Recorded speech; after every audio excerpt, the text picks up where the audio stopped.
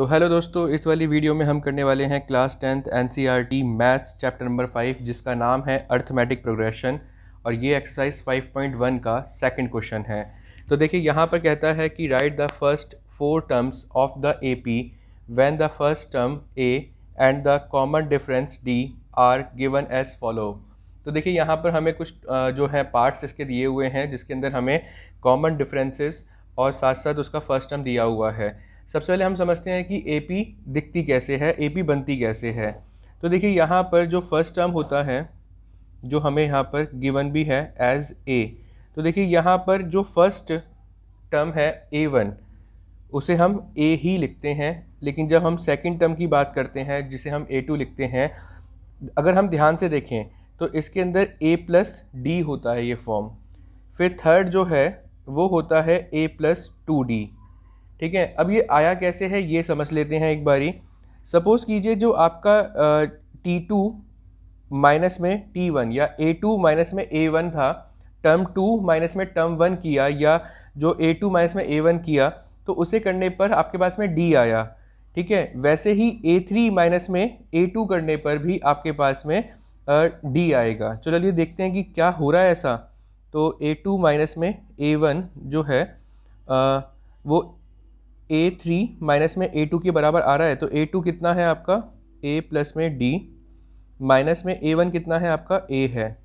तो देखिए यहाँ पर A आया, और A3 कितना है आपका A प्लस में 2D, माइनस में A2 कितना है A प्लस में D। चलिए अब इनके ब्रैकेट्स को खोल देते हैं। तो A प्लस में D माइनस में A, यहाँ हुआ A प्लस में 2D माइनस में A माइनस में D। तो देखिए यहाँ पर ये कैंसिल आउट हुआ, तो D यहाँ ये जो है कैंसिल आउट हुआ, और 2D में से एक D गया तो बचा D। तो देखिए यहाँ पर LHS जो है वो RHS के बराबर आ गई है। तो इसीलिए मैंने बताया था कि जो फर्स्ट टर्म होती है वो A होती है, सेकंड टर्म जो होती है वो A प्लस D होती है, थर्ड टर्म जो होती है वो A प्लस 2D होती है। ठीक है, वैसे ही A4 जो है वो हो जाएगी आपकी A plus 3D, fifth term जो होगी वो होगी आपकी A प्लस 4D। ठीक है, तो ये इस हिसाब से आपका जो सीक्वेंस है आगे की तरफ चलता रहता है। अगर सपोज़ कीजिए मुझे इसका A10 निकालना है, तो A10 के लिए एक फॉर्मूला है जो कि AN फॉर्म से बनता है। तो AM फॉर्म कहती है कि A प्लस में N माइनस में 1 D जो है वो उस पर्टिकुलर टर्म का नंबर होगा। सपोज़ कीजिए कि मुझे A10 निकालना है, तो A10 निकालने के लिए मुझे फर्स्ट टर्म प्लस में n माइनस में 1, तो n माइनस में 1 क्या हो जाएगा 10 माइनस में 1, क्योंकि मुझे 10 टर्म निकालनी है। तो जो वैल्यू यहाँ पर रखेंगे वही वैल्यू यहाँ पर होगी। तो 10 माइनस में 1 D हो जाएगा इनटू में, तो ये A प्लस 9D हो जाएगा। ठीक है, तो ये आपका बेसिक फॉर्म है किसी भी टर्म को निकालने के लिए। तो चलिए यहाँ पर अब अपने क्वेश्चन पे वापस आते हैं, और फर्स्ट जो है कंडीशन जिसके अंदर हमें फर्स्ट टर्म और कॉमन डिफरेंस दिया हुआ है उससे अगले 4 टर्म्स निकालते हैं। तो दोस्तों यहाँ पर ना बेसिकली क्या है कि फर्स्ट टर्म जो है वो 10 है, और जो कॉमन डिफरेंस है वो भी 10 है। तो देखिए यहाँ पर आपको पहले 4 टर्म निकालने हैं, A1 A2 A3 और A4 निकालने हैं। तो मैंने क्या बताया था कि फर्स्ट टर्म जो है वो जो एज इट इज़ आपका A ही रहेगा, लेकिन जो सेकंड टर्म है वो हो जाएगा A प्लस D, मतलब 10 प्लस 10, तो ये हुआ आपका 20। तो ये था वैल्यू, जैसे यहाँ पर A था तो उसे हम एज इट इज़ रख देंगे। A3 के लिए हमें क्या करना है A प्लस 2D हो जाएगा ये। तो देखिए यहाँ पर 10 प्लस में 2 इंटू में D जो कि आपका 10 है, तो ये हुआ 10 प्लस में 20, तो ये बेसिकली आपका 30 आ गया। तो A4 जो है वो क्या होगा, वो होगा A प्लस में 3D। तो बेसिकली आपको ये याद रखना है कि A करना है प्लस में, और वो नंबर लाना है यहाँ पर जो इससे एक कम होगा 3, और फिर इंटू में D कर देना है जो कॉमन डिफरेंस होगा। तो 10 प्लस में 3 इंटू में D, तो ये हुआ 10 प्लस में 30 इज इक्वल्स टू 40। तो फर्स्ट टर्म हुई आपकी 10, सेकेंड हुई आपकी 20, और थर्ड हुई 30, और फोर्थ टर्म हुई आपकी 40। तो देखिए अब हम इसका सेकंड पार्ट देखते हैं।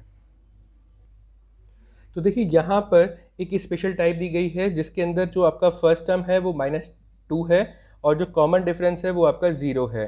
तो देखिए यहाँ पर चाहे आपकी फ़र्स्ट, चाहे आपकी सेकंड, चाहे आपकी थर्ड, चाहे आपकी फोर्थ, चाहे आपकी फिफ्थ, कोई भी टर्म होगी वो सेम ही रहेगी, वो -2 -2 -2 -2 रहेगी। और ऐसा क्यों हुआ? क्योंकि ये तो a होता ही है। अगला टर्म क्या होगा? Second term a plus D होगा, तो -2 में अगर हम 0 ऐड करेंगे तो वो आंसर -2 ही आएगा। तो याद रखिएगा, जब भी कॉमन डिफरेंस 0 होगा तो सारे टर्म्स सेम होंगे। a3 जो है वो a प्लस 2d होगा, तो -2 प्लस में 2 इंटू में 0, तो ये भी आपका -2 ही आएगा, क्योंकि 2 इंटू में 0 क्या हो जाएगा? 0 हो जाएगा। a4 के लिए आपको क्या करना पड़ेगा? a प्लस में 3d रखना पड़ेगा, तो -2 प्लस में 3 इंटू में d जो आपका 0 है, तो ये हुआ आपका -2। तो देखिए आपके सारे टर्म्स जो हैं वो आपके सेम आए हैं। चलिए इसका जो थर्ड केस है वो देखते हैं। तो दोस्तों जो थर्ड केस है वो बहुत इंपॉर्टेंट है, क्योंकि यहाँ पर जो कॉमन डिफरेंस है वो आपका -3 है। थोड़ा कन्फ्यूज़न क्रिएट करता है, इसलिए थोड़ा स्पेशल केस कह रहा हूँ। तो देखिए यहाँ पर a1 जो होगा वो तो सेम यही रहेगा, a जो कि आपका 4 है, लेकिन वहाँ पर a2 जो है वो हो जाएगा a प्लस डी, मतलब 4 प्लस में -3, तो ये कितना हुआ आपका? आपका आया 1। फिर यहाँ पर a3 आएगा जो कि होगा a प्लस 2d, तो 4 प्लस में 2 इंटू में जो आपका d है वो कितना है? -3, तो ये हो गया आपका 4 और माइनस में 6, तो ये आया आपका -2। फोर्थ टर्म निकालने के लिए a प्लस 3d कीजिएगा, तो 4 प्लस में 2 और 4 प्लस में 3 इंटू में d कितना है? -3, तो ये हुआ 4 माइनस में 9, तो ये आपका आया -5। तो देखिए यहाँ पर थोड़ी सी कन्फ्यूज़न होती है कई बारी, आपका जो आंसर है वो नेगेटिव आता है तो थोड़ा कन्फ्यूज़न क्रिएट हो जाता है, बट इजी मेथड है, आराम से कीजिएगा, आंसर आपका आ जाएगा। चलिए फोर्थ जो इसकी क्वेश्चन है वो देखते हैं अब। फोर्थ मतलब पार्ट जो है इसका। हाँ जी, तो इसमें है कि जो आपकी फ़र्स्ट टर्म है वो नेगेटिव की है, -1 है, और जो आपका कॉमन डिफरेंस है वो हाफ है। तो देखिए आपका जो a1, a2 और a3 और a4 आपने निकालना है, उसके लिए हम पहले a1 तो a ही है, तो ये तो -1 ही रहेगा। a2 जो है वो हो जाएगा आपका a प्लस में d, तो ये हुआ -1 प्लस में हाफ। अब इसके नीचे हम 1 इमेजिन कर लेते हैं, तो देखिए यहाँ पर इनका जो एलसीएम है वो 2 आएगा, तो ये -1 और ये प्लस का ये माइनस का 2 हो जाएगा और ये प्लस का 1, तो ये आंसर आएगा आपका माइनस का हाफ। ठीक है, तो थोड़ा ध्यान रखिएगा इन टाइप के क्वेश्चन के अंदर। तो अगला है a प्लस 2d, तो a प्लस 2d में क्या होगा? यहाँ पर आपका जो सेकंड टर्म है वो कितना आया? हाफ आया माइनस का, और प्लस में 2 इंटू में d कितना है? आपका हाफ है, तो ये हुआ -हाफ प्लस में 1। ठीक है, प्लस में 1, तो d, एक मिनट, a आपका कितना था? अरे थोड़ी सी गलती हो गई यहाँ पर, जो आपका a है वो है आपका -1, और जो आपका 2 है उसे एज इट इज़ रखना है, d कितना है? आपका हाफ है, तो ये बेसिकली आपका -1 प्लस का 1 इक्वल टू 0 आएगा ये। ठीक है, थोड़ा ध्यान दीजिएगा, कई बार गलती हो ही जाती है ऐसे। अब हम बात करते हैं फोर्थ टर्म की, तो फोर्थ टर्म होगी a प्लस में 3d। तो देखिए यहाँ पर हम क्या करेंगे, a प्लस में 3d जो है वो बेसिकली a आपका -1 है प्लस में 3 इंटू में आपका d जो है वो है हाफ, तो ये कितना हुआ? -1 प्लस में 3/2। तो देखिए यहाँ पर 2 लिया इसका एलसीएम, और ये माइनस का 2 प्लस का 3, तो ये आया आपका हाफ। तो ये हुई आपकी फोर्थ टर्म। तो देखिए इस क्वेश्चन को ऐसे भी कर सकते हैं, मैं आपको एक और टाइप समझा देता हूँ इस क्वेश्चन को करने की।